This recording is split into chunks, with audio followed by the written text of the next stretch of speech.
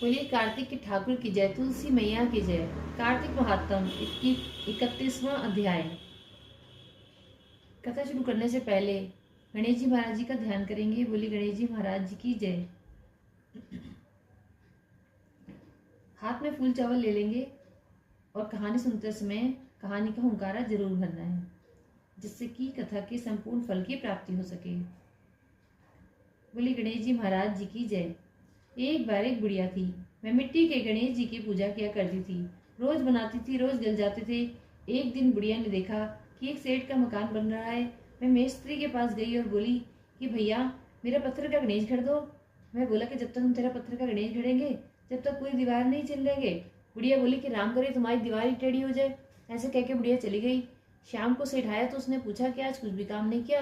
तो मिस्त्री बोला कि बुढ़िया आई थी, कह रही थी मेरा पत्थर का गणेश गढ़ दो। हमने नहीं गढ़ा तो कह गई तुम्हारी दीवार टेढ़ी हो जाए। ऐसे कह के बुढ़िया चली गई। सेठ ने बुढ़िया को बुलाया और कहा कि हम तुम्हारे सोने के गणेश जी गढ़वा देंगे, तुम हमारी दीवार सीधी करा दो। सेठ ने बुढ़िया को सोने के गणेश जी गढ़वा दिए। उसकी दीवार सीधी हो गई। जैसे सेठ के बीड़े काम सीधे करे ऐसे हम सबके करना। कहते सुनते हुंकारा भरने वालों की करना। बोले गणेश जी महाराज जी की जय। 31वां अध्याय।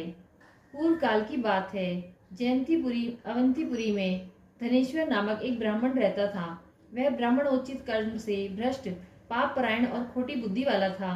रस, कंबल और चमड़ा आदि बेचकर तथा झूठ बोलकर वह जीविका चलाता था।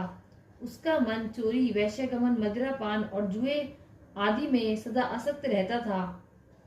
एक बार वह खरीद बिक्री के काम से देशांतर में भ्रमण करता हुआ महिष्मतीपुरी में जा पहुंचा, जिसकी चार दीवारी से सटकर बहने वाली पाप नाशिनी नर्मदा सदा सुशोभित होती रहती है। वहां कार्तिक का व्रत करने वाले बहुत से मनुष्य अनेक गांवों से स्नान करने के लिए आए थे। धनेश्वर ने उन सबको देखा। कितने ही ब्राह्मण स्नान करके यज्ञ तथा देव पूजन में लगे थे। कुछ लोग पुराणों का पाठ करते और कुछ लोग सुनते थे। कितने ही भक्त नाच, गान, दान और वाद्य के द्वारा भगवान विष्णु की स्तुति में संलग्न थे। धनेश्वर प्रतिदिन घूम घूम कर वैष्णव के दर्शन, स्पर्श तथा उनसे वार्तालाप करता था। इससे उसे श्री विष्णु के नाम सुनने का शुभ अवसर प्राप्त होता था। इस प्रकार वह 1 मास तक वहां टिका रहा। कार्तिक व्रत पूरा वीडियो का लिंक डिस्क्रिप्शन बॉक्स में है। हरि के समीप जागरण किया। कमेंट में राधे राधे उसको जरूर भी उसने लिखें और देखा। चैनल को लाइक और सब्सक्राइब करें। उसके बाद राधे राधे। पूर्णिमा को व्रत करने वाले मनुष्य ने जो ब्राह्मणों और गौओं का पूजन किया तथा दक्षिणा और भोजन आदि दिए, उन सबका भी उसने अवलोकन किया।